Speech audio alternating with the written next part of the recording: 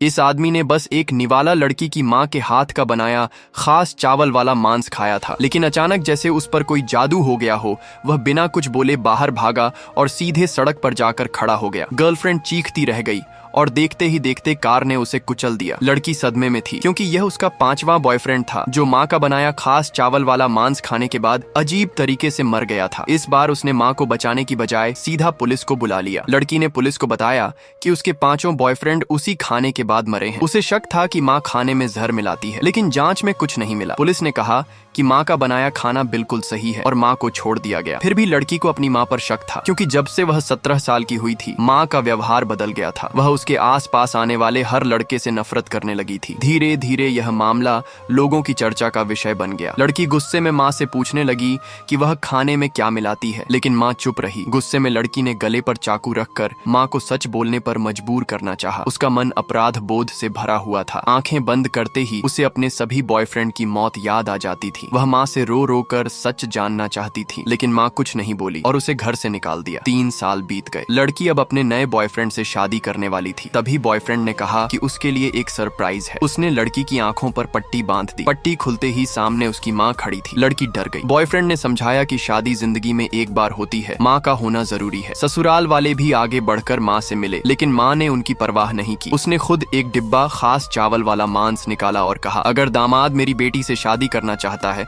तो उसे पहले ये खाना पड़ेगा। लड़की ने तुरंत इशारे से मना किया। बॉयफ्रेंड ने भी इनकार कर दिया, लेकिन माँ ने जबरदस्ती उसे धक्का देकर खाना खिला दिया और वही हुआ। बॉयफ्रेंड की अचानक मौत हो गई। यह देखकर ससुराल वाले पागल हो गए। उन्होंने लड़की की माँ को बेहोश कर दिया और गुस्से में लड़की को थप्पड़ मारकर जबरदस्ती वही खाना खिला दिया ताकि वह भी बेटे के साथ मर जाए। लेकिन लड़की को कुछ नहीं हुआ, वह बस बेहोश हो गई। जब होश आया तो वह पुलिस स्टेशन में थी। पुलिस ने कई बार टेस्ट किया, लेकिन हर बार खाना बिल्कुल सही निकला। यहाँ तक कि पुलिस वालों ने खुद भी खाकर देखा, फिर भी कुछ नहीं हुआ। फिर भी रहस्यमयी मौतों की वजह से पुलिस ने एक अलग टीम बनाकर जांच शुरू कर दी। उधर लड़की अपराध बोध से टूट चुकी थी। उसने खाना छोड़ दिया और इंटरनेट पर लोगों की बातें पढ़कर और भी दुखी होने लगी। उसे बार बार बॉयफ्रेंड की मौत का मंजर याद आता। माँ अब भी बिल्कुल सामान्य थी। वह उसे खाना खाने को कहती। लड़की गुस्से में बार बार पूछती, आखिर ऐसा क्यों है कि सिर्फ मेरे बॉयफ्रेंड ही मर जाते हैं? लेकिन माँ हर बार यही कहती, इन मौतों का मुझसे कोई लेना देना नहीं है। अब लड़की को खुद पर ही शक होने लगा। क्या सच में वही मनहूस है जो अपने प्यार करने वाले हर इंसान को खो देती है?